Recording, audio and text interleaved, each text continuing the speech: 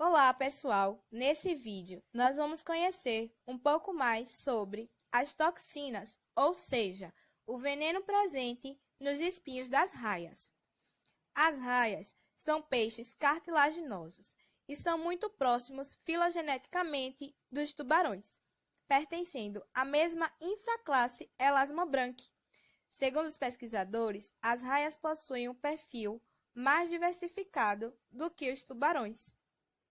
Algumas características que permitem identificar as raias são o formato do corpo dorsoventralmente achatado, a presença de espiráculo próximo aos olhos, as brânquias e a boca que estão localizadas na região ventral do corpo e as nadadeiras peitorais que são fundidas.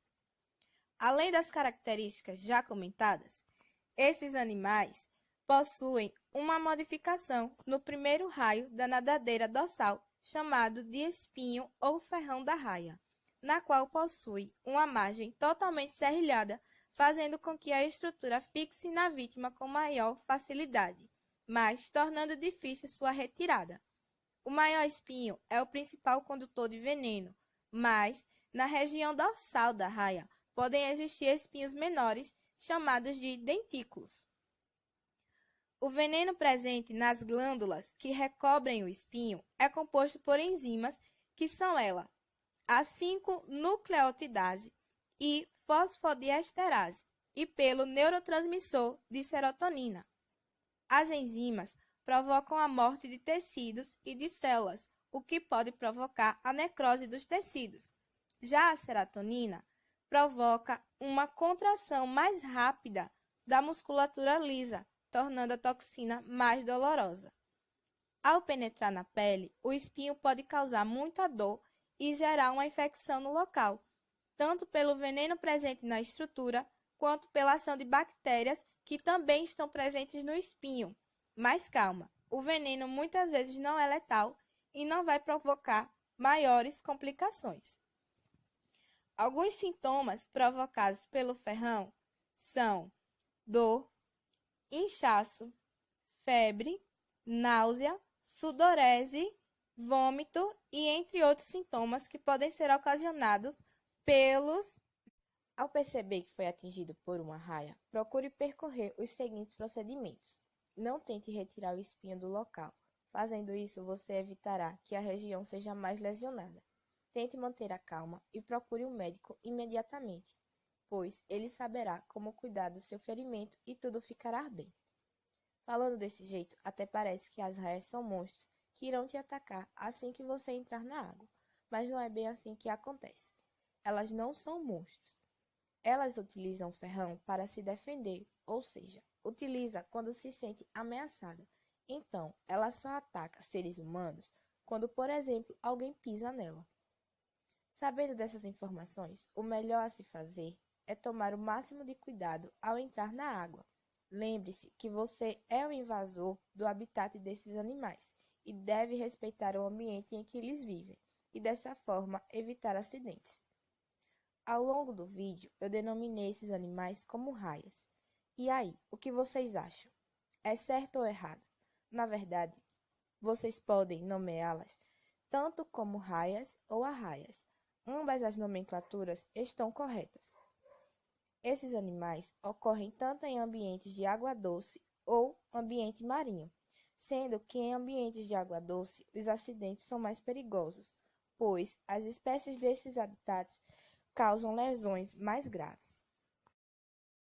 Já descobrimos como o veneno é composto, os sintomas em casos de acidentes e como procurar ajuda. Agora, nós vamos conhecer algumas famílias que os indivíduos possuem o ferrão na sua cauda. Vamos começar pela família Potamotrigonidae. Esses indivíduos ocorrem na América do Sul, são animais que vivem em ambientes de água doce e possuem de 1 a 3 ferrões, variando da espécie.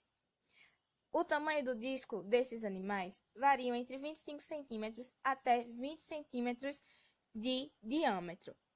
Eles também são comercializados como peixes ornamentais e seus indivíduos são conhecidos como raias de água doce. A próxima família é a Dasyatidae. Esses animais vivem em ambientes tropicais e subtropicais nos diversos oceanos.